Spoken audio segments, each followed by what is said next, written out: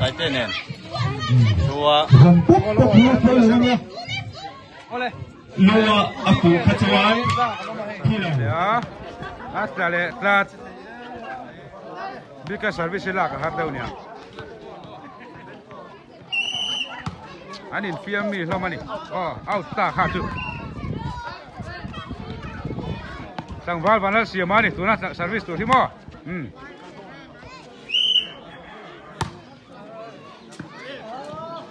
weekend bola la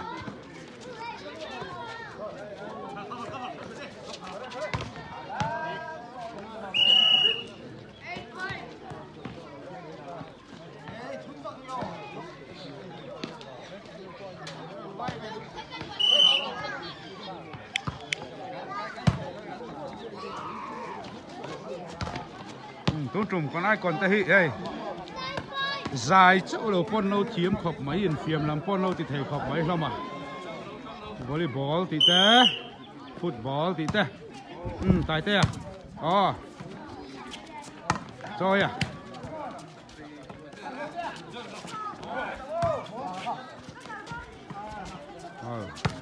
à khải sò má vào cái lầu nó xa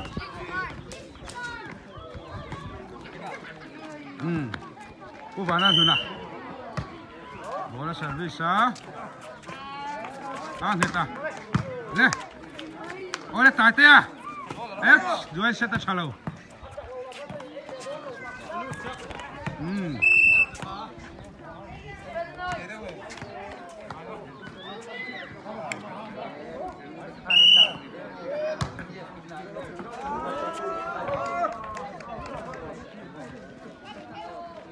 Trang Thêu Khiêu lúc Trang Thêu in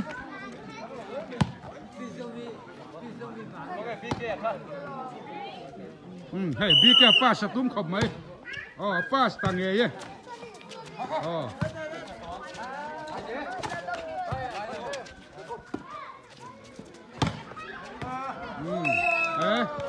tại tiền ball là khởi chân zal mai tiêm khop mai volleyball ngon lắm bi kia cái ngon đó hay hết là về fans làm thế phô anh chú này hay tại thế cắn chân lúc tụi con đi tại thế fans phải cần đi anh hỏi mà bi kia chú cắn chân đón lâuอะไรมีtại thế à thôi đi có suy nghĩ tại thế à anh gì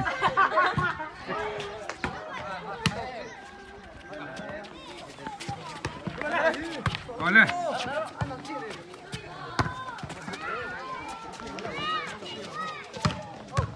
Olha. Nó cứ rắc không mày.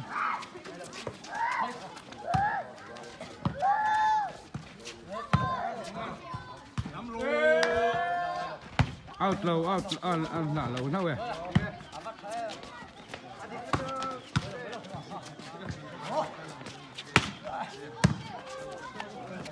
Tại thế à? Cái dầu lẩu tát. Trong đâu.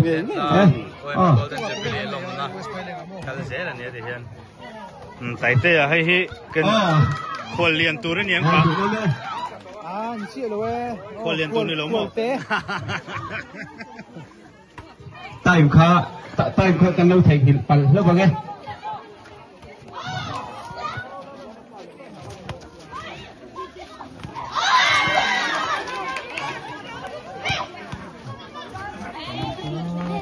Hian hay in ball form này chẳng phải là mà đây nó có là cắt thế rồi phone nó mà anh không nghe mấy rồi đó chúng mai mà cho chính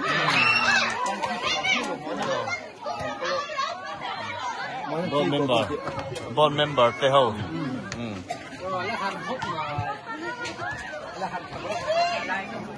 tôi này hian Jubilee Pool Golden Jubilee Pool là in tỷ liêm na nông đần pa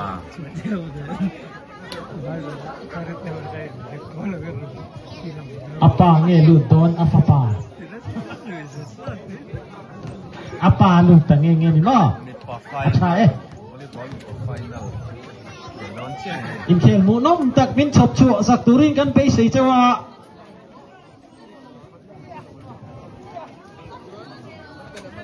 thế tôi pin hẳn trong ula uluk tak lệ phim khur tak mason zel khan o harang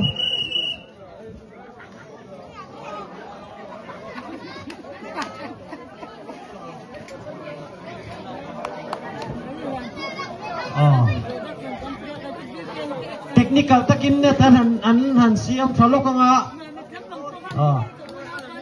a call til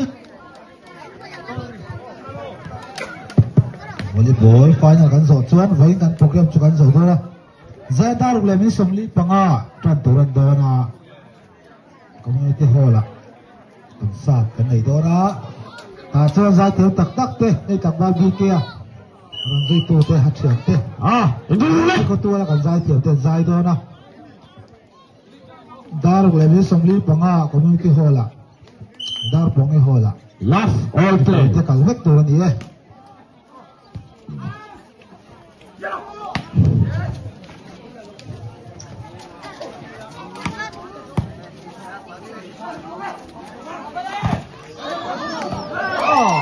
Atanga ringat mai Vanata 6 1 love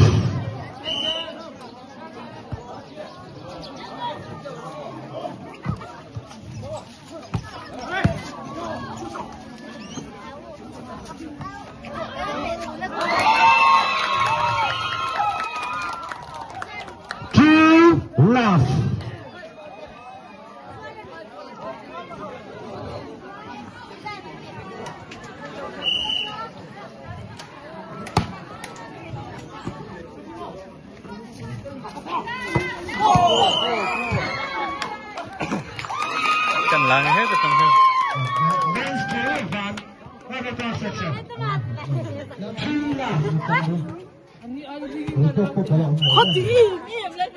Rikete atpepok nasapian kan cakton. Kembali dia, wafatut mai. 1 2.